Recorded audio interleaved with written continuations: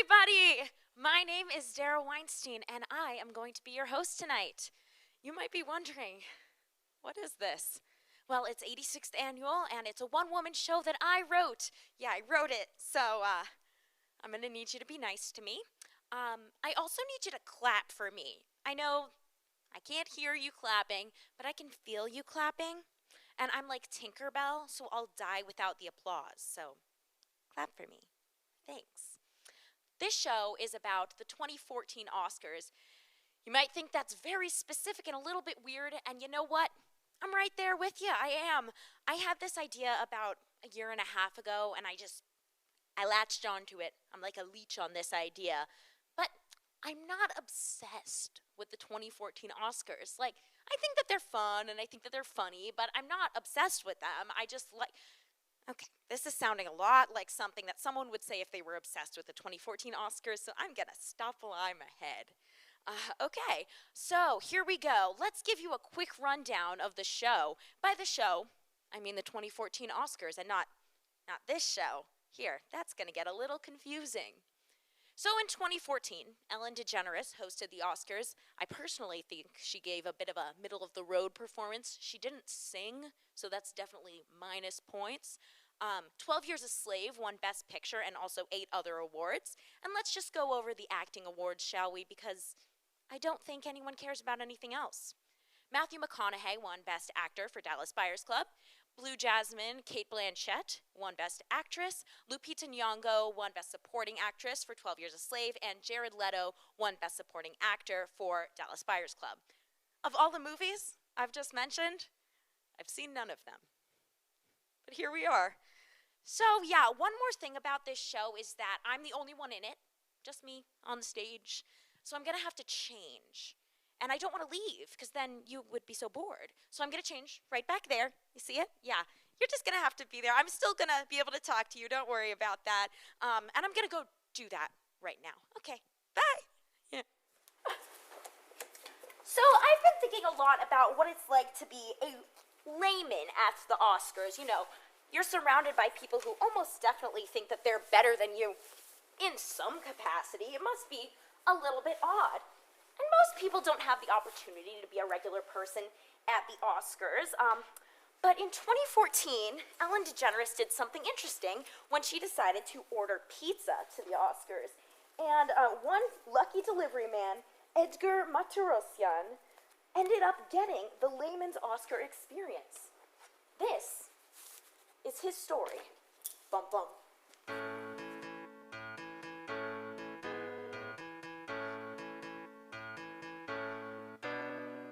End of the day at Big Mama's and Papa's, I make the pizza and I answer the phone. So many people come in just to eat, but really I am all alone. But end of the day still come. I pull the hairnet off my hair, when suddenly the phone rings for pizza delivered. Hello, I say, and who is there? It's Ellen's assistant's intern, and they need the pizza ready to go to feed all of the hungry people at the Oscar show. We knew it was going to the Oscars, but we didn't know it was for the stars. With their designer dress, designer suit, designer cars. A night to remember, a dream come true, a wonderful sight to see. I'm handing out the pizza slices, just Ellen DeGeneres, Brad Pitt, and me.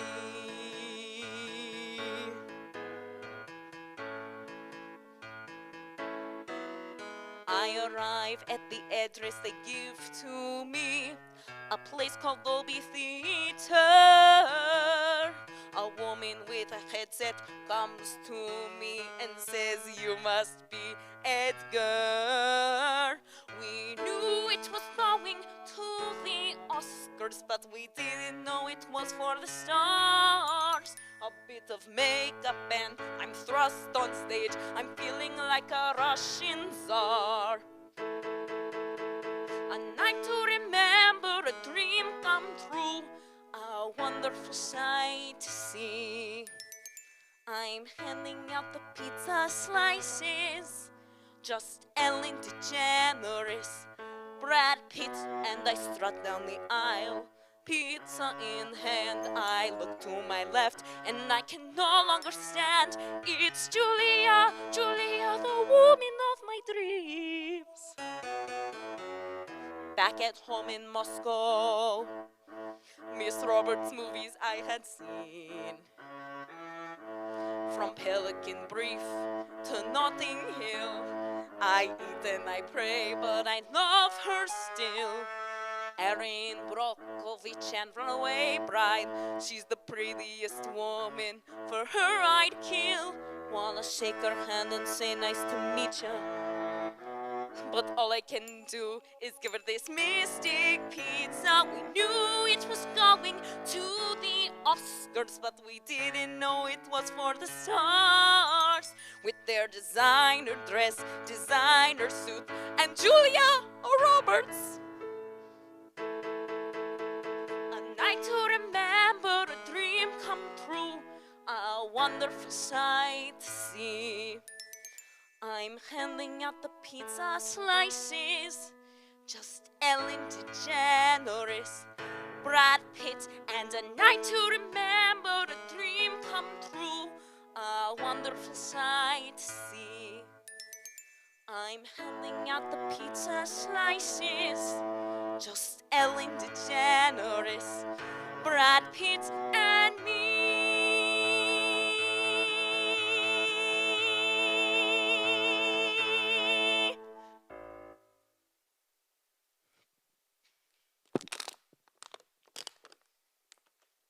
Thank you. That was, of course, Edgar's song. Now, in making this show, I've thought a lot about what it would be like to go to the Oscars. You know, why do we like watching award shows in the first place? Like, you know what sounds like a really good use of my time? 2.5 hours of watching people I'm already jealous of be praised more. Yeah, that's great for me and my ego. As a kid, I was especially jealous of actors, specifically kid actors. If I saw a 10-year-old in a movie, oh my God. The anger pouring out of me was like Joan Crawford talking about wire hangers. It's a Mommy Dearest reference, deep cut. But there was a point in time where I was like, don't worry, Dara. You won't have to be jealous for much longer, because you're going to be a kid actor. And I really did think that for one shining moment in the 8th grade. You see, when I was in the 8th grade, I inexplicably had an agent, and she sent me on one and only one audition ever. And it was for a movie called High School Musical 4. Not High School Musical, the musical, the series. No, it was before that. Not Sharpay's Fabulous Adventure. After that, this is High School Musical 4, a movie that was never made. But oh, was I so excited about this. I got the sides, I memorized them, I went to Orlando and I sang Katy Perry's Firework, because of course I did. And I never heard from them again. But that's because no one ever heard from them again, because the movie didn't happen. And I like to think that if the movie had happened, then I would have played Nikki, the part that I auditioned for. I would have been a kid star, and now I'd be in rehab. Is that too much to ask? I don't think so. I'm going to let you think about that while I completely pivot, because it's time for me to talk about Jennifer Lawrence. So, Jennifer Lawrence was known, especially at this time, as somewhat of the people's actress, the Diana of Hollywood, if you will. That might have been too soon. Yeah, too soon. Either way, she was always known for being all around relatable, because she talked about being hungry, and she was always cursing, and she was just a relatable girl. And in 2013, you might know, if you follow celebrity culture at all, that she fell down the stairs, or rather, up the stairs, while she was going to accept her award for Best Actress. And in 2014, she managed to fall again, this time while she was leaving her car going into the Oscars.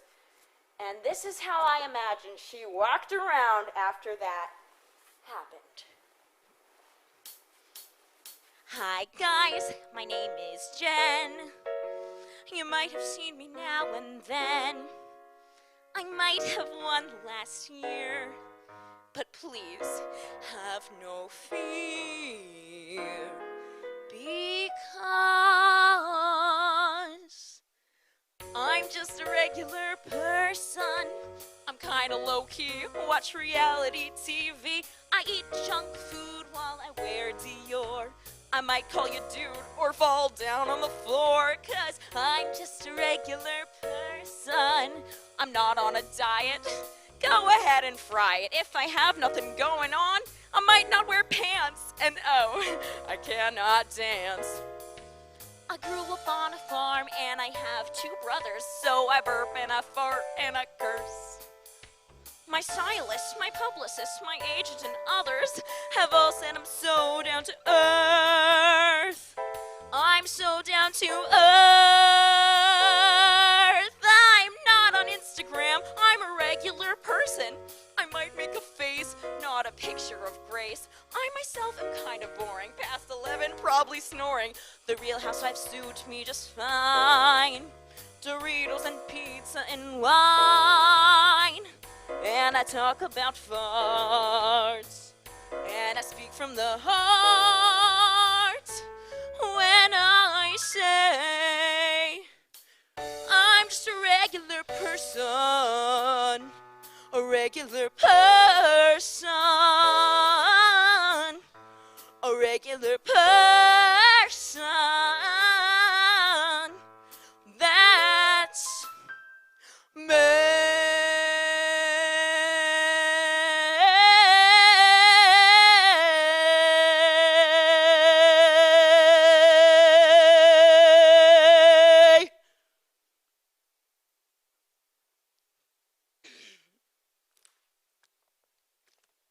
Back in 2014, when this whole thing went down, I was in the 8th grade. Allow me to show you what that looked like. It looked like this. Me in the 8th grade, painting my bedroom green. That's a decision I regret. I also happened to be playing Humpty Dumpty in a school play that I was doing called Shrek the Musical. This is what that looked like. I just want you to kind of have an idea of what you're working with. Because at that time, I was obsessed with being accepted by adults. I just had to be a part of the conversation. And it didn't matter if I knew anything about what they were talking about. I was going to insert myself. So a couple of days after the 2014 Oscars, I was over at a friend's house, and there was a segment playing on TV about all of the different winners. And it came up, Cate Blanchett wins Best Actress for Blue Jasmine. And I turned to my friend's mom, and I say, you know, I don't think she deserved to win. I think Sandra Bullock should have won. Context.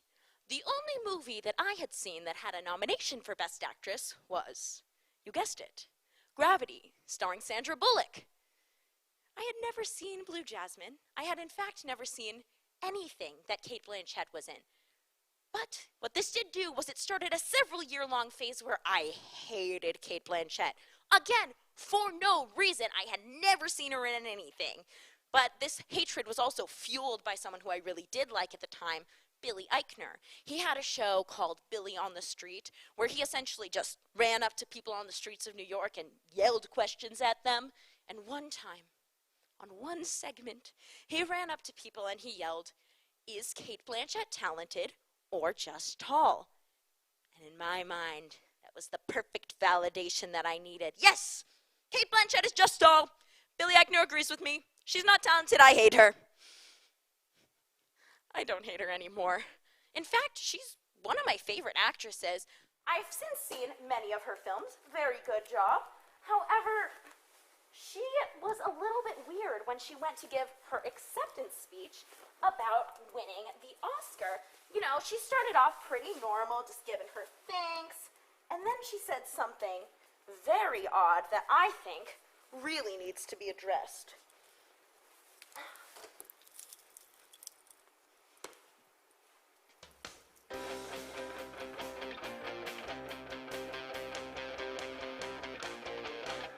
In 2014, Kate won Best Actress for playing in Blue Jasmine.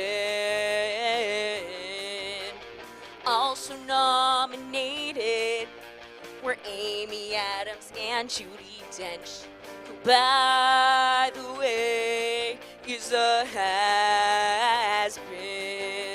I'm totally kidding, Dame Judi Dench. I just really needed a rhyme. Anyway, let's get back to the song because we don't have a lot of time. Sandra Bullock for Gravity and Streep in August, Osage County. In the end, Blanchett beat them all and won the ultimate bounty. But when she got up to give her speech, something went majorly weird. It was just the thing that her agents and her publicist had always feared. Hashtag Julia suck it, she said as she pointed right at Julia Roberts. Hashtag Julia suck it. Why say that to a woman who wasn't even nominated?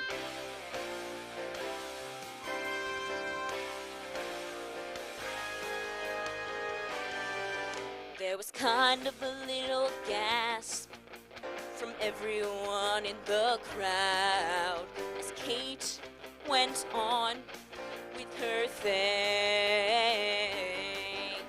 We tried to figure out what she had meant, but everyone was drawing up blanks. After that, a whole year went by with literally no explanation. Then 3 days before the next Oscar, she clarified her strange quotation. It was all a misunderstanding, she said,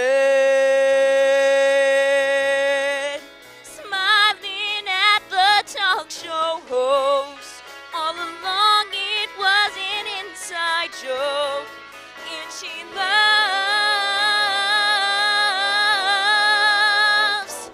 Julia Roberts the most.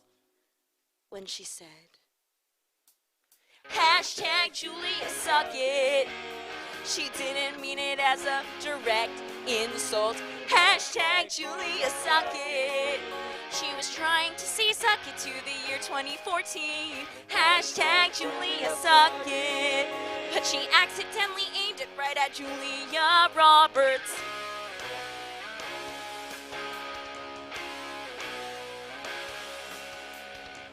Now, I know this is another Julia Roberts mention, and I didn't mean to make her the center of attention, but she just has a way to creep into every song of my invention.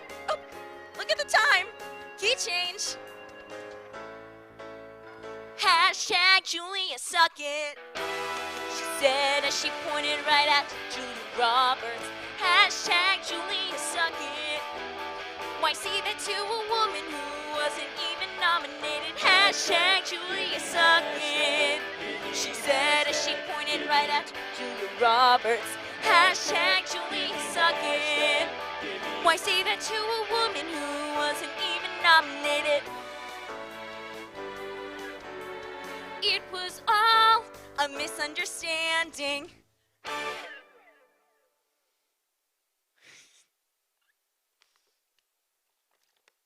Congratulations, all! You've made it to the halfway point of my show, which means it's time to talk about social media. Yes, back in 2014, when this whole thing happened, I had already had Instagram for a whole year. I was an old pro. But last year, deep into my quarantine, I decided to download a new social media app, TikTok. You've heard of it? No, I'm just kidding. I can't hear your reactions, but in my head, you guys all just went, ah! Like when you just like recognize something. For example, I could be like, I went to get my little cousin a toy, and I bought her a Barbie. And everybody would be like, ah! Because you guys have all heard of Barbie. Like that. You've all heard of TikTok. Anyway, I gained a fair number of followers pretty quickly, and with a fair number of followers comes a fair amount of hate. And I know that that's a natural part of putting yourself out there on the internet, but it doesn't feel natural, and I don't like it. Like, imagine if you came up to me after the show, again, we're just gonna pretend that you're here with me, and you're like, you know, when I was watching you up there, it made me never want to watch theater again, and I wanted to punch you in the face. Real comment! Or like, I'm at the grocery store, I'm getting my apples, I'm minding my own business, and someone just goes, this is why your dad left you. Another real comment. Weird assumption. By the way, guy, joke's on you, because my dad didn't leave me. I left my dad. It's called college. Look it up. Or like, sort of similar in the same vein. This is why you're single. All right. You hit me where it hurts. You did it. But I do want to know, is this why I'm single? Because I think that there's a lot of reasons why I might be single. I don't think that my TikTok videos are one of those reasons. But I am looking for an answer to that. Why is Dara single? So if you look under your seats, there's going to be a little card. It says, why is Dara single? You can fill it. See, this would be funny if you were in person. You guys would look under your seats. There'd be nothing there. I'd be like, haha, got you. Back in 2014, social media was still kind of just starting out. It wasn't a fully evolved Pokemon. It was an Eevee, if you will, because for every, like, one social media there was then, there's, like, 9 different ones now. But Twitter was already pretty well established, and at the 2014 Oscars, Ellen DeGeneres decided that she wanted to break the record for the most shares of a photo on Twitter. And she posted this photo. Yeah. The Oscar selfie. If you remember anything from the 2014 Oscars, it might be this picture. Now, she did succeed in breaking Twitter. Yeah, it literally shut down the whole app. So many people were sharing it. As a side note, I'm pretty sure that, like, Kylie Jenner's cat or something could post a picture on a random Tuesday and it would get more shares than this got. But back then, this was enough. And I think that that means it's worth singing about. Let's see, who should we sing about today? We got Ellen here. You know, she mistreats her employees, so I think that's a no. Kevin Spacey, nope. How about this guy over here? Someone much sweeter. Lupita Nyong'o's brother, Peter. In the middle, right of the picture, a smile like his is rare. Right there, you can't see Angelina Jolie. She's behind his hair. He's wearing a tux and a bow tie, looking debonair. Lupita Nyong'o's brother Peter. I wanted to know more, so I searched his name on my computer. He went to Stetson U. A BA in theater, nothing is neater. His dad's named Peter too. So he goes by Junior most times, so as not to misconstrue. Lupita Nyong'o's brother Junior. I don't understand how this young man could land a spot in this clique. With all these celebrities, these A-lister stars, he must have a trick. Yes, I know his sister is famous, but no one else has a sibling in the pick, except Lupita Nyong'o. It's her brother Junior. I searched his name on my computer. He went to Stetson U. A BA in theater, nothing is neater. I'm getting that degree too. Yeah, right now. So he goes by Junior most times, so as not to misconstrue. Lupita Nyong'o's brother Junior. If you're wondering where he is now, he's gone pro, he acts. Orlando Shakes, lead roles he takes, yeah, Hamlet. That's facts. But his single greatest accomplishment, he has it printed out in stacks. It's that famous picture with Lupita Nyong'o. Yes, Lupita Nyong'o's brother, Peter Nyong'o Jr.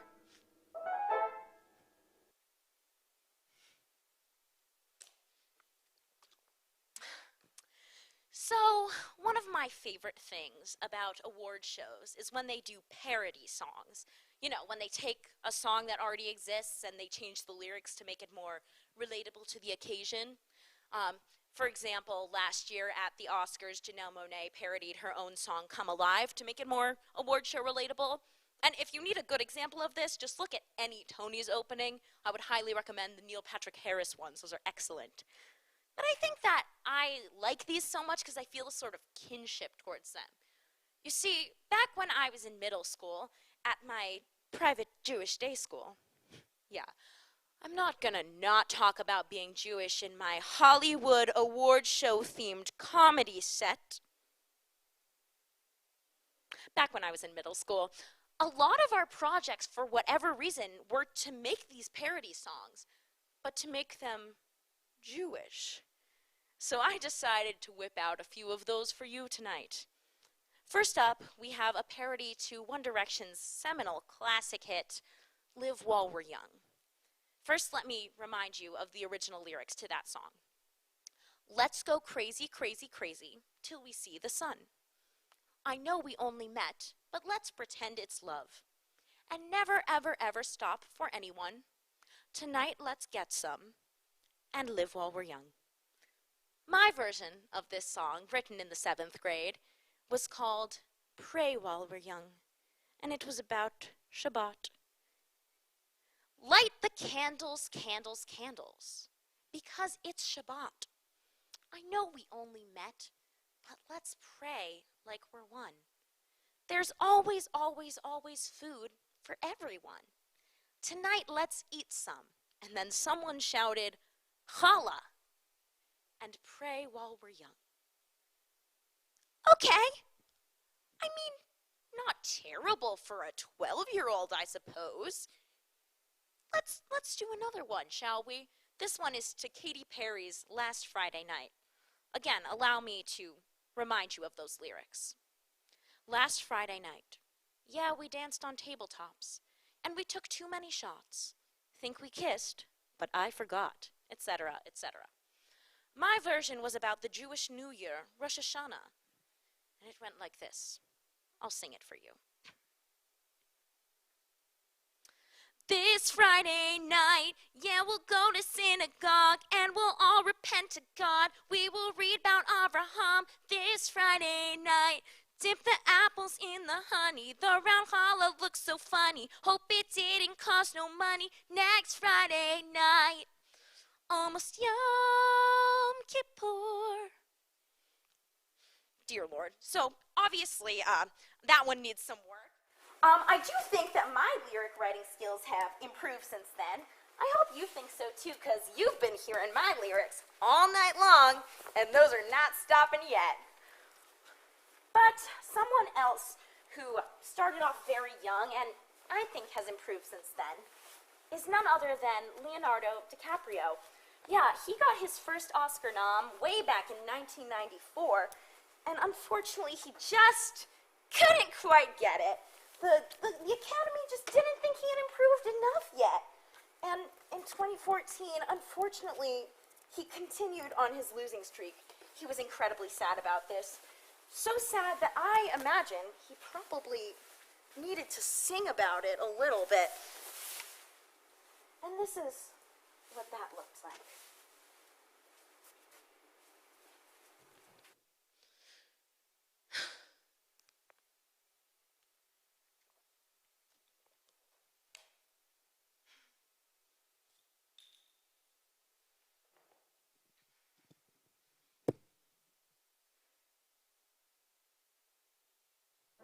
I used to be a golden boy. Everyone said he's going somewhere, I just know it. I used to have potential, but every time I get a chance, I just blow it. I thought maybe I'd join the club, but 94 was such a snub. What's eating Gilbert Grape should have been it. It should have been me up there, thanking my friends and giving a speech. It could have been me, but I stare at Tommy Lee Jones, and I'm just out of reach. It'll never be me. It'll never be me. Everybody loves a winner, so nobody loved me or my acting. Everybody says it's your turn soon, but it's time number 4, and it's impacting my ability to shine. Maybe this is a sign. No one loses the Oscars 4 times. It should have been me up there, thanking my friends and giving a speech. It could have been me, but I stare right at the stage, and I'm just out of reach. It'll never be me. It'll never be me. Oh, the Golden Globes mean nothing. I don't care. No, I don't care. No, I need this highest honor to tell me that I'm great and rare. To tell me there's something there. It should have been me up there, thanking my friends and giving a speech. It could have been me, but I stare right at the stage, and I'm just, it should have been me up there in 94, 05, and 07. It could have been me, but I stare right at the stage. I'll never reach that heaven. It'll never be me. It'll never be me. Oh, it will never be me. It'll never be me.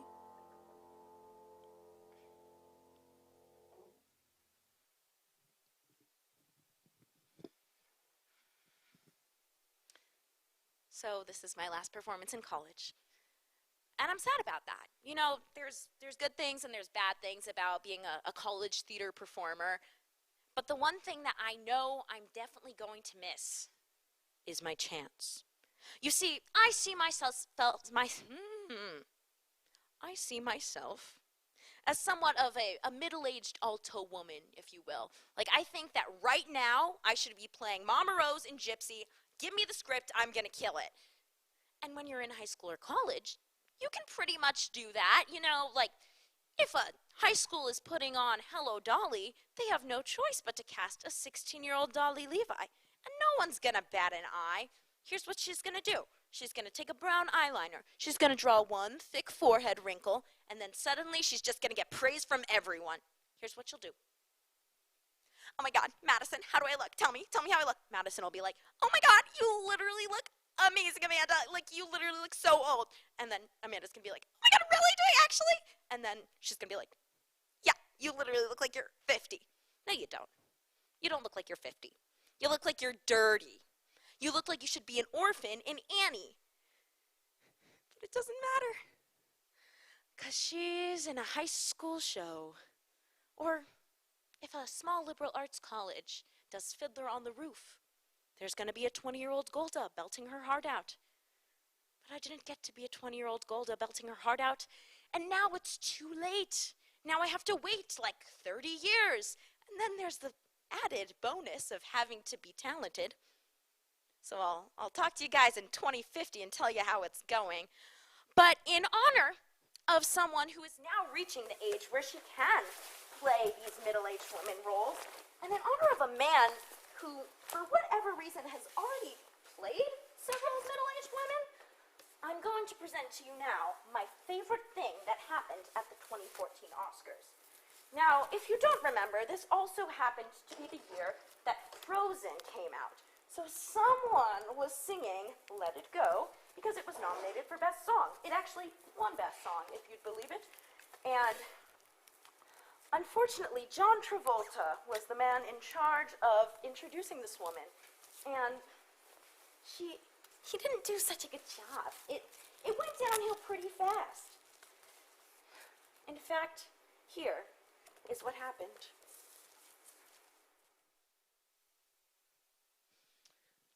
I now present the wickedly talented Adele Dazeem. Adele Dazeem. Adele Dazeem. Adele Dazeem. I don't think that's right. I don't think that's it. What's her name again? Shit. It could be Isla Kazul, Iona Mateem, Alina Malzatov, or Irene Khalid. This is a Saturday night fever dream, cause I'm pretty sure that's not Adele Dazeem.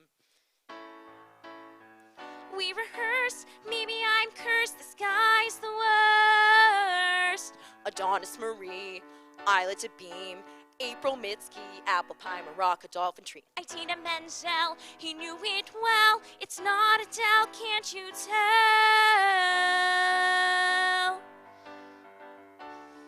I'm broken, shot by eyes right in my heart. I'm torn apart, where should I start?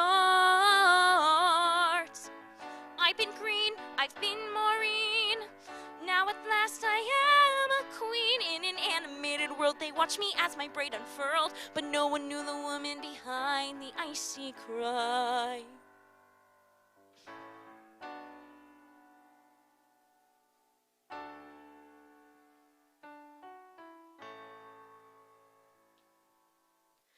I walk into rooms without a glance. I thought tonight could be my chance. I've been denied this one romance. All because this man, Danny and John, took my life in his hands and said my damn name wrong. Idina Menzel, I knew it so well. It isn't Adele. I can't believe that I could be so naive to think that I'd be able to present to the Academy without a slub, a flip, a flop. Now Twitter's super mad at me, but I won't sweat it. That woman won't know, cause Elsa would just say, let it go, let it go. Hold on, I know it, I feel it. Iduna, Ilana, Iodine, Idina Menzel.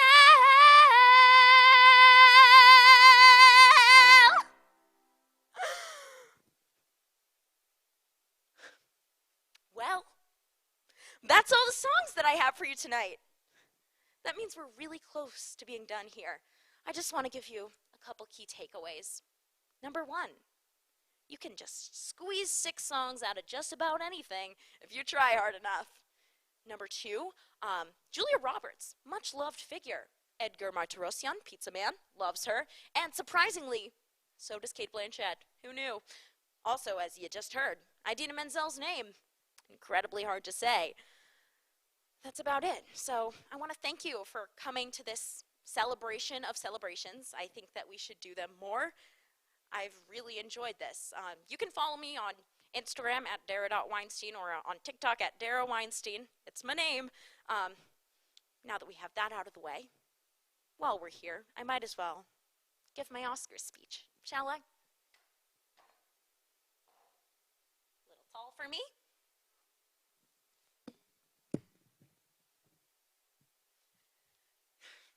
Thank you.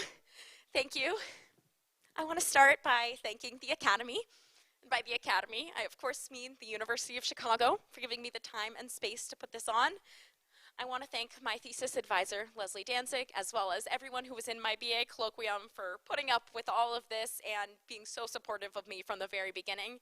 I also want to thank everyone on crew here today. This would not have been possible without you. We have Gigi on sound, Mary on lights, Carolyn on costumes, Amelia on camera, and Lauren as my production manager, general assistant, one of my very best friends. You guys are incredible. To everyone who took my lyrics that I had written and put a tune behind them, thank you again. This could not have happened without you. I'd also like to just thank my family and friends for all the support that they've given me. Oh, that's my exit music. I gotta go, but thank you so much. Have a great night.